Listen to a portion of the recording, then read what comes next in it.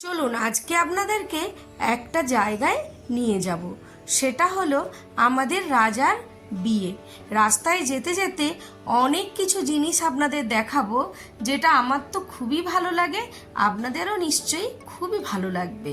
আমি একাই বেরিয়ে পড়েছিলাম, কাঞ্চনজঙ্ঘা এক্সপ্রেসটা ধরে নিয়েছিলাম, সাথে নিয়েছিলাম রাজার বিয়ের তত্ত্ব সাজানোর ট্রেটা আর দুখানা ট্রলি, যাতে ছিল আমাদের সবার পরার ড্রেস।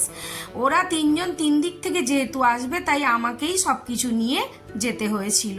রাজেশ দা স্টেশনে থাকবে, আর দেখলাম রাজেশ দা আমার জন্য একটা অটো বুক করে নিয়েছিল। তো সিনারিগুলো এতটাই ভালো লাগবে যে আপনাদেরও যেতে যেতে খুবই আনন্দ লাগবে। দেখুন, একটা দুটো বাড়ি ছাড়া রাস্তায় কিন্তু আর সেরকম বাড়ি চোখে পড়লো না। শুধু দেখছি মাঝে মাঝে একটা দুটো অটো, টোটো আর কয়েকটা বাইক, আর দুদিকে ফাঁকা মাঠ, দূরে দূরে পাহাড়, সামনেও অবশ্য একটা পাহাড়ের কাছ দিয়ে আমরা যাব।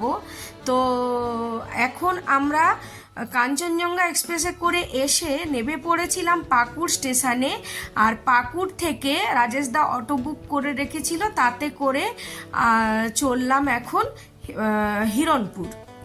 হিরণপুরে অটো একদম রাজাদের বাড়ির সামনে নামাবে।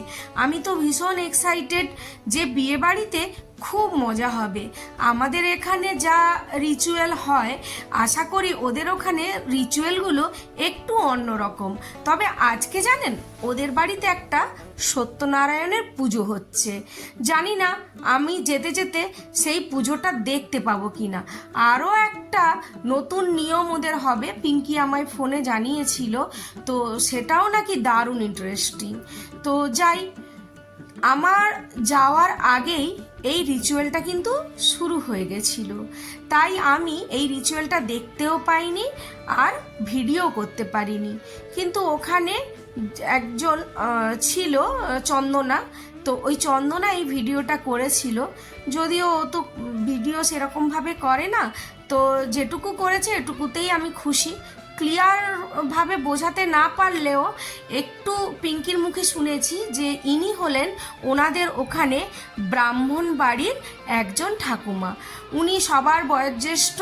উনি এসে এই খইটা ভাজবেন, আর সমস্ত এওরা মিলে এক মুঠ করে ধান ওর মধ্যে দেবেন, আর উনি সেই খইটা ভেজে তুলবেন। সেই খইটা তারপরে আরও একটা রিচুয়ালে ব্যবহার হবে।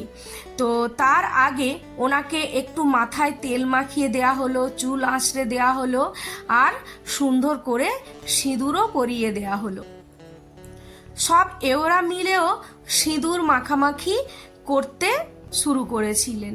এই অনুষ্ঠানটায় যদি পৌঁছতে পারতাম প্রথম থেকে, আরও অনেক কিছুই হয়তো আপনাদের সঙ্গে শেয়ার করতে পারতাম। যাই হোক, তো এই রিচুয়ালটাকে ওরা বলে খোলায় ধান।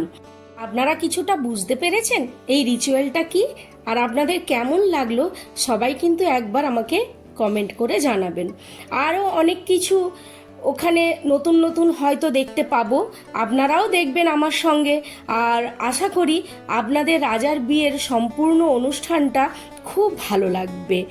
অনেক নতুন ধরনের, তবে শুনলাম জানেন, ওদের নাকি বিয়ের আগের দিন যদি দিন থাকে, ওই আইবুড়ো ভাতের দিন কিন্তু ওদের গায়ে হলুদের অনুষ্ঠানটাও হয়ে যাবে।